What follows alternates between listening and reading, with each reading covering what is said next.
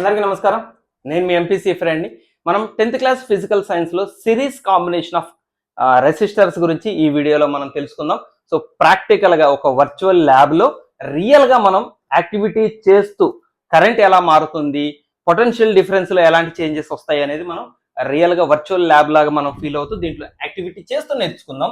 And series combination వల్ల అడ్వాంటేజెసా డిసడ్వాంటేజెసా, మీరు parallel కాంబినేషన్లో విన్నారు, నేను చెప్పాను. సో మన ఇంట్లో హౌస్ హోల్డ్ అప్లయన్సెస్ అన్ని ప్యారలల్లో కనెక్ట్ చేస్తాం, సిరీస్లో కనెక్ట్ ఎందుకు చేయం, దానివల్ల ఏంటి డిసడ్వాంటేజెస్ అన్ని మాట్లాడుకుందాం మనం.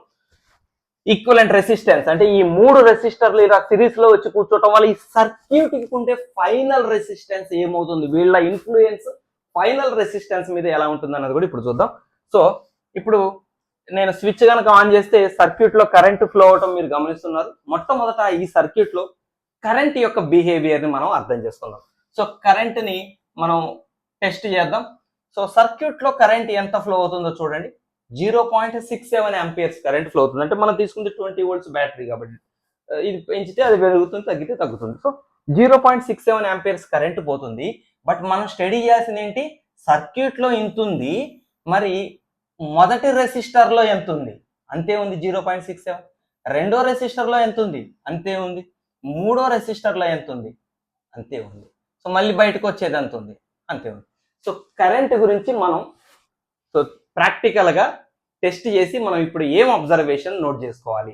కరెంట్ చేంజ్ అవ్వదు. సిరీస్ కాంబినేషన్ ఆఫ్ రెసిస్టర్స్ లో కరెంట్ గురించి ఇప్పుడు మనం అబ్జర్వ్ చేసింది ఇక్కడ రాద్దాం. What about the current? So current remains same. ఇది మన మొట్టమొదటి అబ్జర్వేషన్. Very very important. ఇప్పుడు మీరు ప్యారలల్ కాంబినేషన్ కి సిరీస్ కాంబినేషన్ కి తేడా తెలుసుకోవాలి. సిరీస్ కాంబినేషన్ లో which of the following remains same అంటాడు. Series combination of the resistors which of the following remains same అంటాడు. సో కరెంట్ రిమైన్స్ సేమ్ అంటే సర్క్యూట్ లో 0.67 ఆంపియర్స్ నెంబర్ కాకుండా జనరలైజ్డ్ గా మాట్లాడదాం. ఐ అనే కరెంట్ ఫ్లో అవుతుంది అనుకోండి, రెసిస్టర్ల నుంచి కూడా ఐ అనే కరెంటే ఫ్లో అవుతూ ఉంటుంది. మీరు ఇక్కడ ఒకటి అర్థం చేసుకోండి, ఎందుకు రెసిస్టర్లలో సేమ్ కరెంట్ ఫ్లో అవుతుంది? ఎందుకు అంటే చూడండి, current is nothing but flow of electrons. So ఎలక్ట్రాన్లు ఎన్నైతే ఇటు బయలుదేరాయో, అన్ని ఎలక్ట్రాన్స్ కి ఈ రెసిస్టర్లకు పోవటం తప్ప వేరే దారి లేదు కదా. దానికి 10 ఎలక్ట్రాన్లు బయలుదేరినాయి, 10 ఎలక్ట్రాన్లు పోయే దారికి అడ్డొచ్చింది ఏంటి, రెసిస్టరే. ఇప్పుడు ఆ 10 ఎలక్ట్రాన్లు రెసిస్టర్లో రావాల్సిందే. 10 ఎలక్ట్రాన్లు 3 పైకో 3 కిందకో పోవడానికి వేరే ఏం లేవు కాంపోనెంట్స్. కాబట్టి 10 ఎలక్ట్రాన్లు మొదటి రెసిస్టర్లో పోవాల్సిందే, 10 ఎలక్ట్రాన్లు మళ్ళీ రెండో రెసిస్టర్లోకి రావాల్సిందే, 10 ఎలక్ట్రాన్లు మూడో, వాటికి వేరే దారి లేదు. కాబట్టి నెంబర్ ఆఫ్ ఎలక్ట్రాన్స్ అనేది చేంజ్ అవ్వట్లేదు. కాబట్టి current remains same in 3 resistors. So current గురించి అయిపోయింది. నెక్స్ట్ ఇంపార్టెంట్ ఏంటి మనం అబ్జర్వ్ చేయాల్సింది అంటే పొటెన్షియల్ డిఫరెన్స్. సో దీన్ని అబ్జర్వ్ చేద్దాం. దీన్ని ఇప్పుడు ప్రాక్టికల్ గా చూద్దాం. సో పొటెన్షియల్ డిఫరెన్స్ వెరిఫై చేద్దాం. వోల్ట్ మీటర్ తీసుకుందాం. First across the battery potential difference verify చేద్దాం. యాక్చువల్ వెరిఫై చేయకలా అక్కడ రాసే ఉంది, లేబులింగ్ ఉంది, 20 volts ఉంది. సో ఇప్పుడు what about the potential difference across the first resistor? Potential difference across the first resistor 10 volts. Battery దగ్గర ఎంత ఉందో అంత లేదు. సో ఫస్ట్ రెసిస్టర్ ని మనం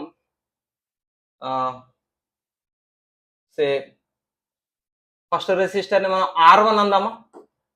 R1 దగ్గర పొటెన్షియల్ డిఫరెన్స్ ఎంత ఉంది? పొటెన్షియల్ డిఫరెన్స్ ని V1 అందాం. ఎంత ఉంది? 10 volts ఉండటం మనం గమనించాం. నెక్స్ట్ రెండవ రెసిస్టర్ దగ్గరకు వద్దాం. రెండవ రెసిస్టర్ దగ్గర పొటెన్షియల్ డిఫరెన్స్ ఎంత ఉంది? 6.67. సో రెండవ రెసిస్టర్ ని R2 అందాం. అక్కడ పొటెన్షియల్ డిఫరెన్స్ ని V2 అంటే 6.67 volts. అండ్ మూడవ రెసిస్టర్ దగ్గర పొటెన్షియల్ డిఫరెన్స్ ఉంటుంది across the third resistor 3.33 volts. Right, ఇక్కడ థర్డ్ రెసిస్టర్ ని R3 అందాం. So V3 equal to 3.33 volts.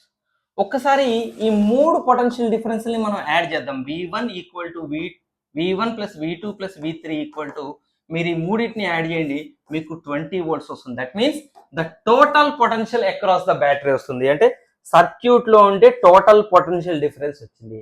అంటే ఇప్పుడు మనం ఏం కంక్లూడ్ చేయొచ్చు, ఇక్కడ టోటల్ పొటెన్షియల్ డిఫరెన్స్ ఏదైతే ఉందో అది డిస్ట్రిబ్యూట్ అయింది ముగ్గురికి, ఈ రెసిస్టర్ కి కొంత, ఈ రెసిస్టర్ కొంత, ఈ రెసిస్టర్ కొంత, మళ్ళీ అన్నిటిని యాడ్ చేస్తే బ్యాటరీ దగ్గర పొటెన్షియల్ డిఫరెన్స్ వస్తుంది. So these are the major observations we can make from this practical. So current ఏమో సేమ్ ఉంటుంది, పొటెన్షియల్ డిఫరెన్స్ మాత్రం డిస్ట్రిబ్యూట్ అవుతుంది. డిస్ట్రిబ్యూట్ అవుతూ final potential difference V equal to ఏమైందండి, ఇండివిజువల్ పొటెన్షియల్ డిఫరెన్సెస్ యొక్క sum కి equal అయింది. ఓకేనా, ఇది మేజర్ అబ్జర్వేషన్. సో ఇక్కడ నుంచి మనం ఓమ్స్ లా యూజ్ చేస్తాం. ఓమ్స్ లా యూజ్ చేస్తే what is the potential difference, V according to Ohm's law IR. I is the current through the circuit. అయితే సర్క్యూట్లో ఎంత కరెంట్ ఉందో రెసిస్టర్లో కూడా అంతే కరెంట్ ఉంది కాబట్టి R1 దగ్గర కరెంట్ ఐనే, R2 దగ్గర కరెంట్ ఐనే, R3 దగ్గర కూడా కరెంట్ ఐఏ ఉంటుంది. కాబట్టి పొటెన్షియల్ డిఫరెన్స్ మాత్రం R1 కి V1, R2 కి V2, R3 కి V3. పొటెన్షియల్ డిఫరెన్స్లు వేరు ఉంటాయి కానీ కరెంట్లు మాత్రం మూడు రెసిస్టర్ల దగ్గర సేమ్ కరెంట్ ఉంటుంది. So V equal to I. ఇదేమో మెయిన్ సర్క్యూట్ యొక్క కరెంటు, మెయిన్ సర్క్యూట్ యొక్క ఫైనల్ రెసిస్టెన్స్, ఆ మూడు రెసిస్టర్ల వల్ల ఫైనల్ రెసిస్టెన్స్. సో V1 అంటే మొదటి రెసిస్టర్ దగ్గరకు వచ్చాం. దీనికి V1 కి ఫార్ములా మీకు తెలుసు కదా, V equal to IR formula Ohm's law. దీన్ని ఇప్పుడు ఫస్ట్ రెసిస్టర్కి అప్లై చేయండి. V అంటే V1 కదా ఫస్ట్ రెసిస్టర్ కి, I అంటే ఐనే, R అంటే మాత్రం R1. So V1 means IR1, V2 means IR2, V3 means IR3. అన్నిట్లో ఐలు క్యాన్సిల్ చేస్తే we come to a conclusion that R equal to R1 plus R2 plus R3.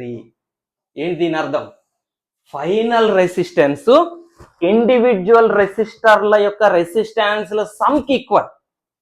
అంటే ఇప్పుడు మీరు సర్క్యూట్లో మనం ఎంత రెసిస్టర్లను తీసుకున్నాం అండి, 5, 10, 15. ఈ ముగ్గురు సిరీస్ లో ఉండటం వల్ల ఈ సర్క్యూట్ యొక్క రెసిస్టెన్స్ ఎంత అయిపోయింది, అప్పుడు total final resultant equivalent resistance ఎంత అయిపోయింది, 15 + 10 25 + 5 30 ఓమ్స్ రెసిస్టెన్స్ ఉంటుంది.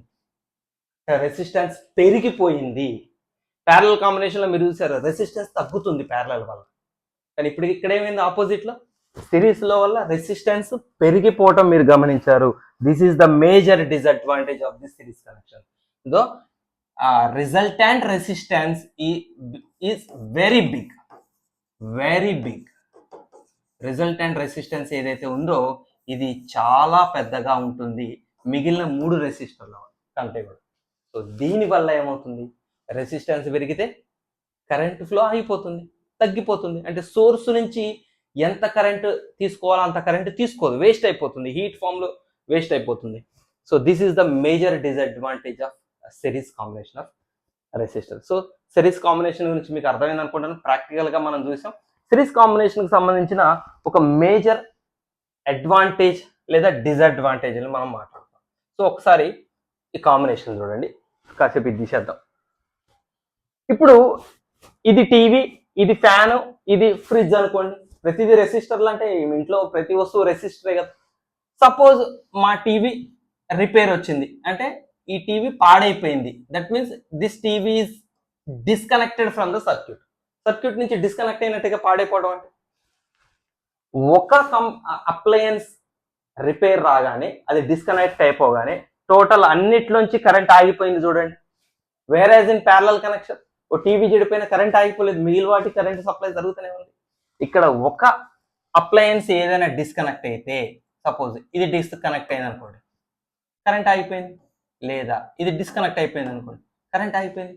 ఏ ఒక్క అప్లయన్స్ డిస్కనెక్ట్ అయినా కూడా టోటల్ పవర్ సప్లై ఆగిపోతుంది. This is the major disadvantage of the series combination of the resistors. అందుకనే మన ఇళ్లలో మనం ఏ అప్లయన్సెస్ ని సిరీస్ లో కనెక్ట్ చేయాలి. ఇంకొకటి, వీటిని సిరీస్ లో కనెక్ట్ చేయడం వల్ల పొటెన్షియల్ డిఫరెన్సెస్ చేంజ్ వచ్చినాయి మీరు గమనించారు కదా. ఈ పొటెన్షియల్ డిఫరెన్స్ వేరే, ఇది వేరే, ఇది వేరే. అంటే సోర్స్ యొక్క పొటెన్షియల్ డిఫరెన్స్ ని కంప్లీట్ ఎఫిషియన్సీతో ఇది వాడుకోలేదు, ఇది వాడుకోలేదు, ఇది వాడుకోలేదు. సో పొటెన్షియల్ డిఫరెన్స్లు మారిపోతున్నాయి, తగ్గిపోతున్నాయి, పొటెన్షియల్ డిఫరెన్స్ డిస్ట్రిబ్యూట్ అయిపోయింది. కాబట్టి ఇవి ఏవైతే అప్లయన్సెస్ ఉన్నాయో వాటి ఎఫిషియన్సీ ప్రకారం వాటి ఎఫిషియన్సీ అంత వర్క్ అవి చేయలేదు. సో ఇవి సిరీస్ కాంబినేషన్స్ వల్ల డిసడ్వాంటేజ్. మరి అడ్వాంటేజెస్ ఏం లేవా సార్ అంటే, ఎస్, ఒక అడ్వాంటేజ్ ఉంది. ఏంటంటే జనరల్గా ఈ సిరీస్ కాంబినేషన్ ఆఫ్ రెసిస్టర్స్ని మనం ఎక్కడ యూజ్ చేస్తామంటే పెళ్ళిళ్ళలో ఏదైనా ఫంక్షన్లో లైట్లు వేస్తారు కదా బాగా దండకి, సో పెద్ద లైటింగ్స్. సో ఇప్పుడు మనం ఉదాహరణకి ఓ ఫంక్షన్ అనుకోండి, ఓ బిల్డింగ్కి మనం లైట్ల దండలు వేలాడదీస్తాం, దగ్గర దగ్గర ఒక 1000 బల్బులు వేలాడతాయి. ఇప్పుడు ఈ 1000 బల్బుల్ని మనం ప్యారలల్గా కనెక్ట్ చేసాం అనుకోండి, ప్రతి బల్బుని మనం ఆన్ చేసుకుంటూ పోవాలి. 1000 బల్బులు ఆన్ చేసుకునే లోపు ఫంక్షన్ అయిపోతుంది కదా. కాబట్టి మనకు అక్కడ ఏమైపోవాలి, ఒక స్విచ్కి అన్ని లైట్లు వెలగాలి. ఒక స్విచ్కి అన్ని లైట్లు వెలగాలంటే వాటన్నిటిని సిరీస్ కాంబినేషన్లో కనెక్ట్ చేయాలి. సో అన్నిటిని సిరీస్ కాంబినేషన్లో కనెక్ట్ చేయగానే అన్ని ఎట్ ఏ టైం వెలుగుతాయి. సో సిరీస్ కాంబినేషన్ అక్కడ మనం యూజ్ చేయటం అంటే మోర్ నెంబర్ ఆఫ్ అప్లయన్సెస్ని at a time switch on చేయాలి అన్నప్పుడు తప్ప సిరీస్ కాంబినేషన్తో పెద్దగా మనకి ఏమి అడ్వాంటేజెస్ లేవు. సో ఎక్కడో రేర్గా ఫంక్షన్స్లో మన లైటింగ్స్ దగ్గర తప్ప. సో మన హౌస్ హోల్డ్ మన రెగ్యులర్ యూసేజ్లో ప్యారలల్ కాంబినేషన్ ఆఫ్ రెసిస్టర్స్ని మనం చూస్తాం.